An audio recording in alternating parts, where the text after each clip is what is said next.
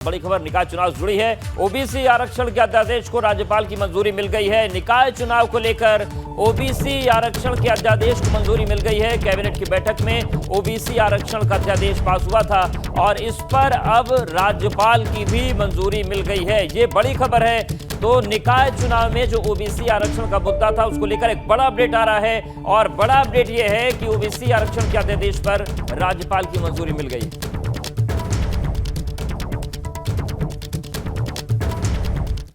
और वहीं विपक्ष पर भाजपा सांसद लक्ष्मीकांत वाजपेयी बरसे। उन्होंने निकाय चुनाव में भाजपा क्लीन स्वीप करेगी ये कहा और चुनाव में विपक्ष को भगाकर जनता जवाब देगी। निकाय चुनाव में कहीं भी विपक्ष नहीं टिकेगा। लक्ष्मीकांत वाजपेयी ने यह कहा है कि जिस तरीके से विपक्ष काम कर रहा है जनता जवाब देगी। गरीबों के लिए यूपी और केंद्र सरकार ने काम किया, भाजपा को काम के लिए वोट मिलेगा।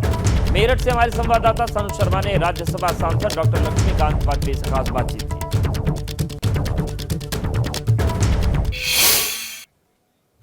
सुप्रीम कोर्ट से निकाय चुनाव को लेकर हरी झंडी मिल गई है। निकाय चुनाव में किस तरीके से बीजेपी एक रणनीति के तहत यहां पर चुनाव लड़ेगी, यही हम खास बातचीत कर लेते हैं राज्यसभा सांसद डॉक्टर लक्ष्मीकांत वाजपेयी से। डॉक्टर साहब, आपसे जानना चाहूंगा कि देखिए, एक तरीके से माना जा रहा है कि चुनावों को तो हरी झंडी मिल गई है, किस तरीके से रहेगा चुनाव का, क्या लग रहा है पिछली बार में और अब में?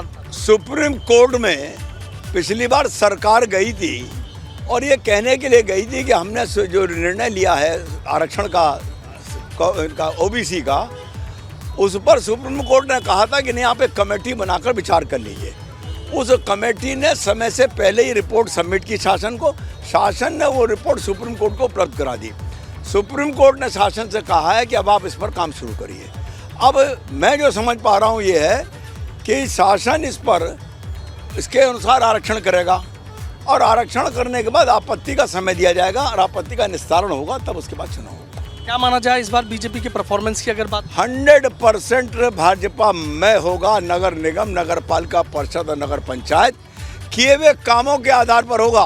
केंद्र की सरकार ने जो गरीब जनता के लिए काम किए हैं, राज्य की सरकार ने जो गरीब जनता के लिए काम किए हैं, उनके आधार पर हम वोट मांगेंगे और उस कृतित्व के आधार पर नगर निगम, नगर पालिका परिषद, नगर पंचायतें पूरे प्रदेश में क्लीन स्वीप होगा भाजपा के पक्ष में। वीडियो जर्नलिस्ट सत्येंद्र सिंह के साथ सनुज शर्मा, एबीपी गंगा, मेरठ।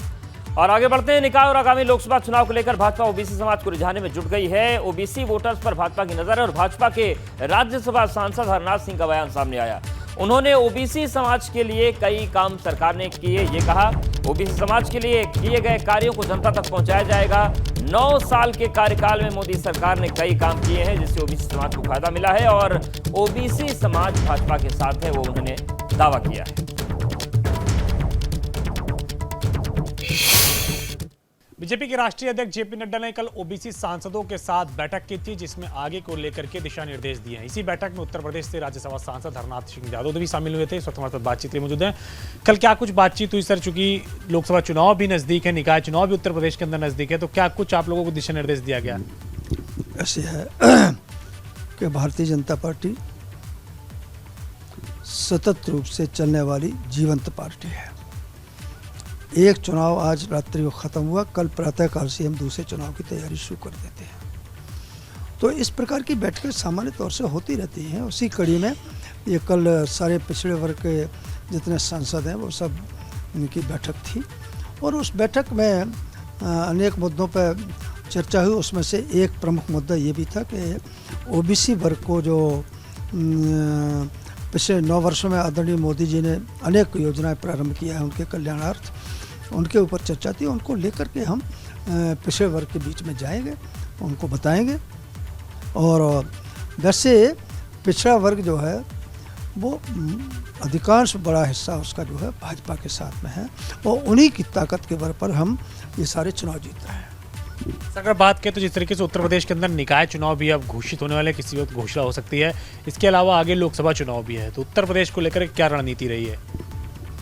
देखिए, निकाय चुनाव के लिए हमारी पूरी तैयारी है और निकाय चुनाव में भी हम भारी जीत लेकर के आएंगे। कैप्टन रोहित के साथ अविनाश तिवारी, एबीपी गंगा, दिल्ली।